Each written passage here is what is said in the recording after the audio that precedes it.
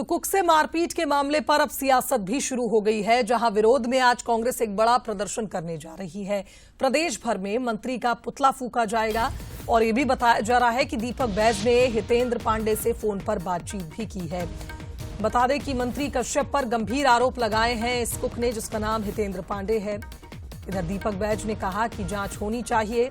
दीपक बैज और भूपेश बघेल ने निशाना साधा है, कहा है कि केदार कश्यप इस्तीफा दे और सार्वजनिक रूप से माफी मांगे।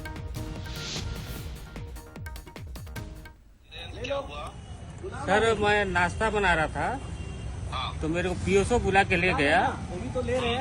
बुला के ले गया और मेरे को रूम के सामने में गाली दिए, जूता उठाए पहले मंत्री जी, केदार कश्यप जी जूता उठाया, जूता उठा फिर माँ बहन का गाली दिया।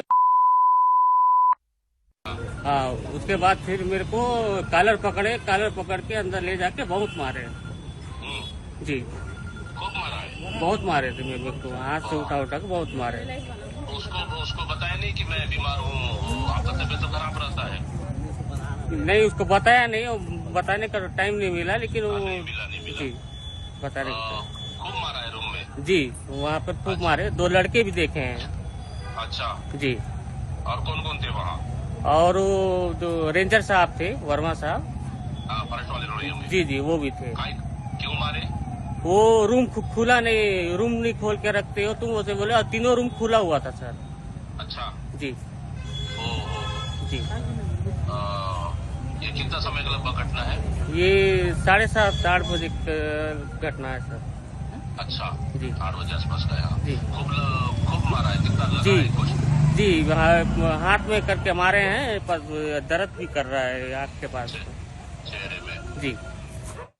चलिए, इस खबर पर हमारे साथ संवाददाता अनंत लाइव जुड़ रहे हैं, उनका रुख कर लेते हैं। अनंत, 20 साल से काम कर रहा है ये संविदा कर्मी, जो कह रहा है कि मंत्री जी ने मेरे साथ मारपीट की, गाली गलौज की। एक और जहां इस पर कांग्रेस निशाना साध रही है, केदार कश्यप से इस्तीफे की मांग कर रही है, तो वहीं केदार कश्यप कह रहे हैं कि ये सिर्फ भ्रामक जानकारी मेरे बारे में फैलाई जा रही है, ऐसा तो कुछ हुआ ही नहीं।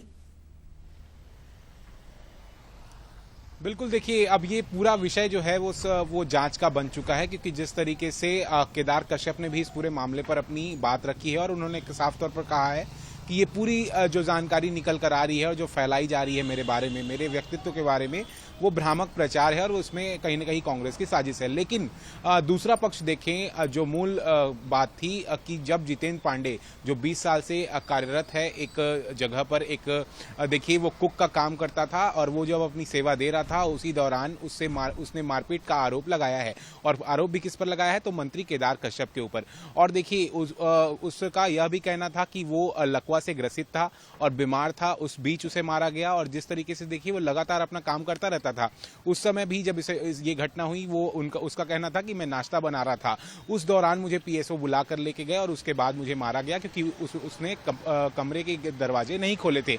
अब देखिए, इस पूरे मामले को लेकर अब सियासत भी गर्म हो चुकी है। पूर्व मुख्यमंत्री भूपेश बघेल इस पूरे मामले पर ट्वीट करते हैं और इस वीडियो को साझा करते हुए वो लिखते हैं, क्योंकि अभद्रता भी की गई थी। जिस तरीके से देखा जाए, जिससे मारपीट हुई जितेंद्र से, उसका कहना था कि मेरे से अभद्रता भी किया गया, कई गालियां भी दी गई। और इसी कारण भूपेश बघेल अपने ट्विटर पर लिखते हैं कि क्या पीएम मोदी की ही मां होती है?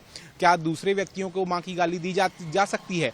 इस तरीके की अब बयानबाजी जो है वो अब सोशल मीडिया प्लेटफॉर्म पर कांग्रेसी नेता भी करते हुए नजर आ रहे हैं। वहीं दूसरी ओर देखिए तो आज पूरे प्रदेश भर में अब कांग्रेस इसका विरोध करने वाली है।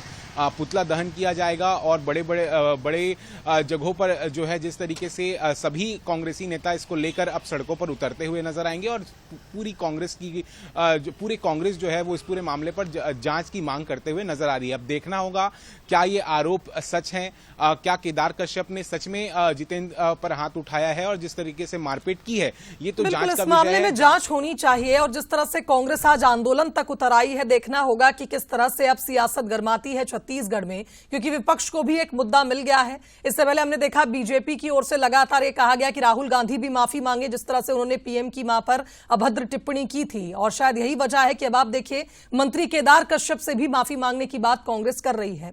फिलहाल बहुत शुक्रिया आपका अनंत, तमाम बातचीत के लिए, तमाम अपडेट्स के लिए।